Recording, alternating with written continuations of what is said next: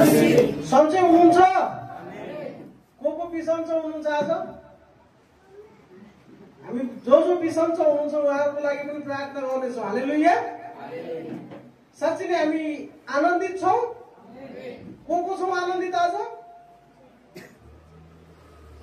सबै आनन्दित छौँ नि। विशेष गरी सूचना चाहिँ रहेको छ, धेरै त छैन, 2वटा मात्रै छ।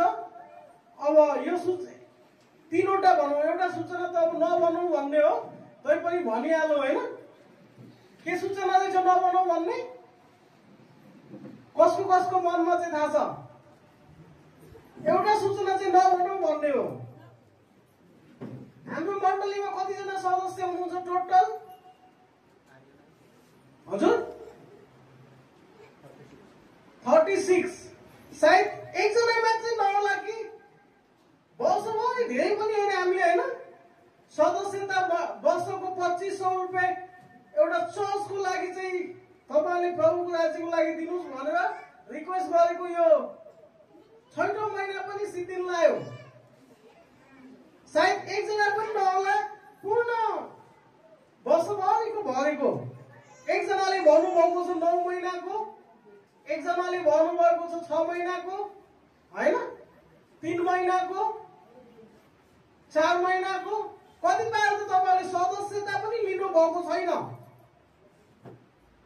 होइन। चर्च सदस्यता भनेपछि 2500 रुपियाँ धेरै ठुलो कुरो होइन त होइन।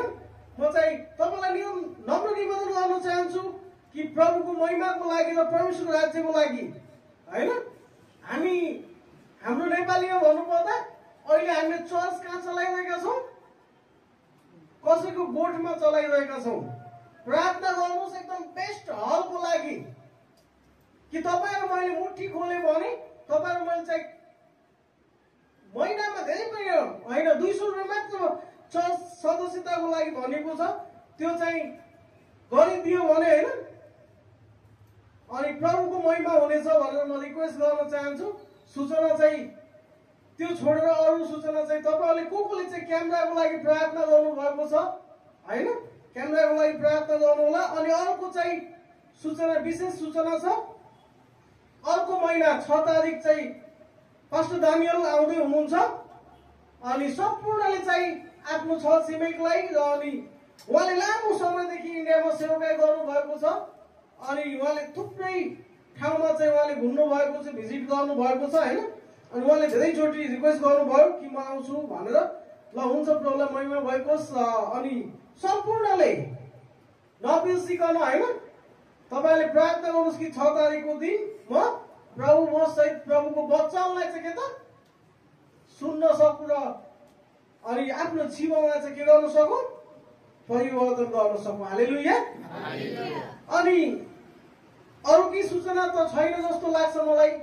अनि विशेष गरी तपाईँहरू मैले चाहिँ एउटा कुरो चाहिँ प्रार्थनामा चाहिँ याद गर्नुहोस्, हामीलाई चाहिँ चर्च हल चाहिँ एकदमै के मिलोस्, बेस्ट उत्तम मिलोस् होइन। हामीले चाहिँ यानि कि अन्य दिनमा पनि हामीले संगति गर्न सकौँ। सायद जो छिटो आउनु भएको थियो, को आउनु भएको थियो यहाँ 10:30 बजे? 1 जना, 2 जना, 3 जना, 4 जना होइन, 5 जना। यहाँ चाहिँ एउटा ठुलो गाडी लागिरहेको थियो, त्यो गाडी निकाल्नै मानिरहेको थिएन होइन। हुन त प्रभुले चाह्यो भने सबै कुरा हुन्छ, ऊ मान्छेले मानिरहेको थिएन। मैले चाहिँ मनभरि प्रार्थना गरेको थिएँ, प्रभु किन होइन। उसलाई मैले रिक्वेस्ट पनि गरेँ फोनमा कुरा गरेर, ठ्याक्कै मेरो मोबाइल पनि उसलाई म छिटै फोन गरिहाल्थेँ त मेरो मोबाइल पनि यो चाहिँ बिग्रियो।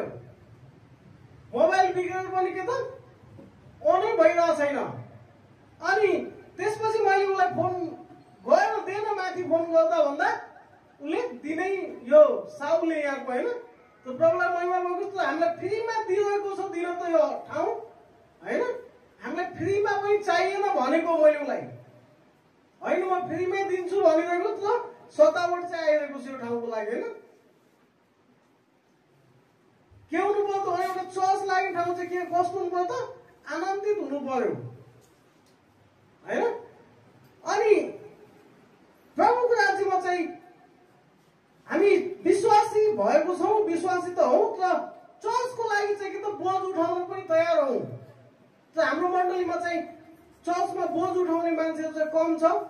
चर्चको लागि बोझ उठाउनु चाहिँ म पनि प्रभुको राज्यको लागि चाहिँ बोझ उठाउन तयार छु भन्ने कुरो, पास्टरलाई सघाउँछु भन्ने कुरो चाहिँ, पास्टरलाई चाहिँ के त सहायता गर्छु भन्ने मान्छे चाहिँ एकदमै थोरै छन् होइन। तपाईँ पनि यदि तयार हुनुहुन्छ भने कोही पनि प्रभुलाई महिमा भएको प्रार्थना गर्नुहोस् अनि हामीलाई चाहिँ खबर गर्नुहोस्। हालेलुया।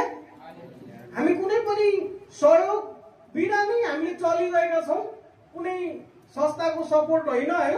न्यू मन्न नेपाली चर्च भनेपछि आफ्नै बलबुतामा चलिरहेको छ चर्च, पास्टरको बलबुतामा पनि होइन।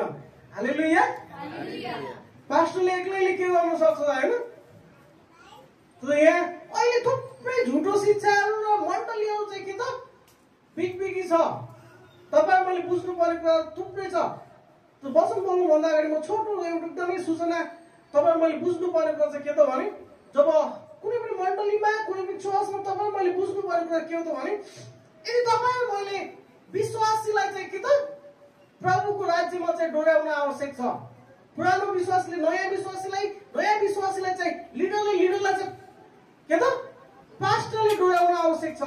किन डोर्याउन आवश्यक छ त भन्ने कुरो अहिले थुप्रै मान्छे भन्छ, कतिपय थुप्रै चर्चको पास्टरले पनि भन्छ बाइबल कलेज चाहिँ के त गर्नु हुँदैन, बाइबल कलेज केवल डिग्री मात्र भन्छ। तपाईँ मैले बुझ्नु पर्ने कुरा म त यसो भन्छु कि कुनै पनि मान्छेले भन्छ 12 जना चेलाहरू यसुका के त के तिनीहरूले चाहिँ बाइबल कलेज नै गरेका थिए त भन्छ होइन। म त भन्छु कि 12 जना चेलाले पनि परिभाषा फरक होला, तर बाइबल कलेज चाहिँ गरेका थिए। यसुसँग शिक्षा